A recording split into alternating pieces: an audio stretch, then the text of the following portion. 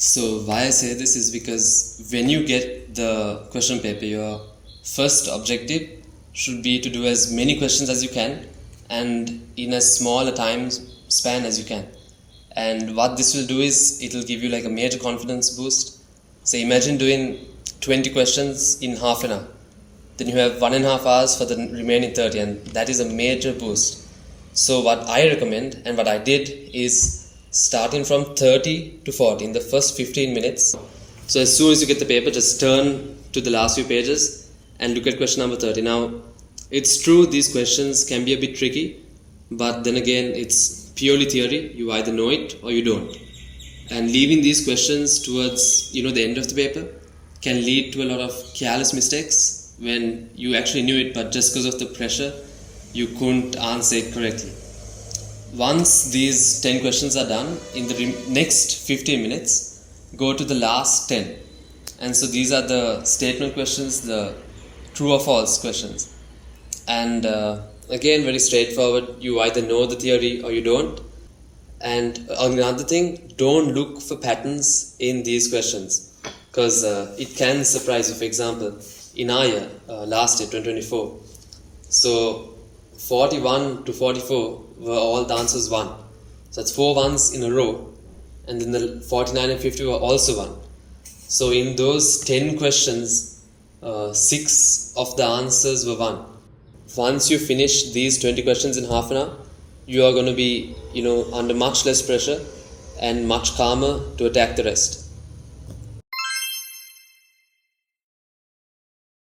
So now you can come back to the first page and take in 30 to 40 minutes. What you're going to do is from question 1 to 30, you're going to do all the non-calculations. So basically any question that isn't physical chemistry. And so when I say do all the questions, it doesn't mean that you get stuck on a question. Of course, if you don't know a question, have like a mark that you mark on the MCQ box sheet itself. What I used was like, an empty box for a question that I completely didn't know, that I just didn't attempt. And I used like an asterisk like this for a question that I put an answer to but I wasn't sure. So you'll be coming back to these at the end of the paper. And again, even if it seems like an easy calculation, just don't do it. Because what happens is, say you take 2 minutes and you can't figure out the question, and then that 2 minutes ends up being 5, that 5 ends up being 10, and at 10 minutes you might get the answer, but again it's just not worth it, because what you're doing initially is finishing as many questions as you can, as fast as you can, because the main thing at A-levels is time management. Because if you had infinite time, you could do all of these questions. They're not difficult really. It's just that under the pressure, under the time constraint, you mess up a lot. And so it is possible for this step to be step 1. And if you're not used to skipping the first few questions, I guess you could do this step first.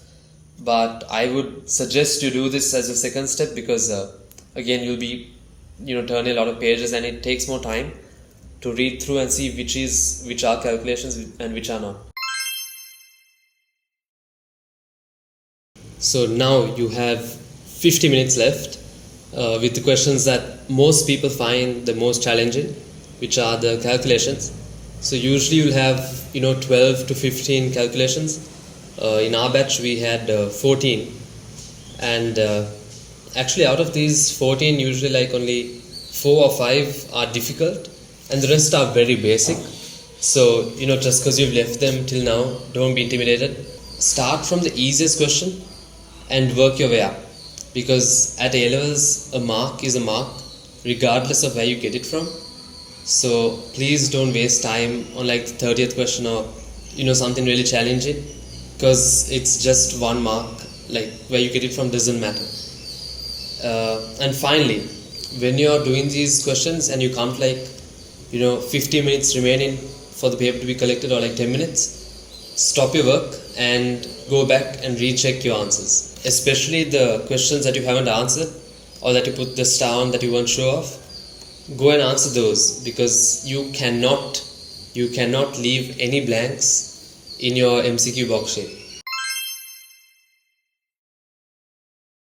when preparing for your MCQ paper, the first thing you have to know is the structure of the paper, meaning how many questions come from each topic.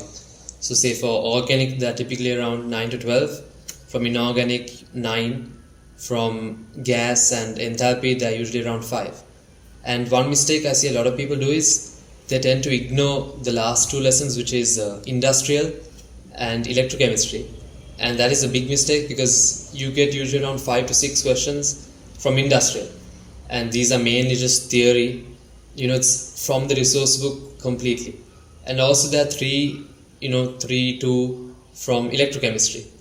And so overall, not preparing for 9 questions for your A-level paper can be the difference between an A and a B, or even an A and a C, who knows.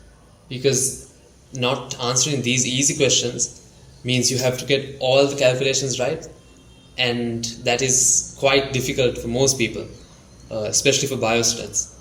So when you're preparing for the MCQs, obviously do the past papers, but also look at the answers from the resource book.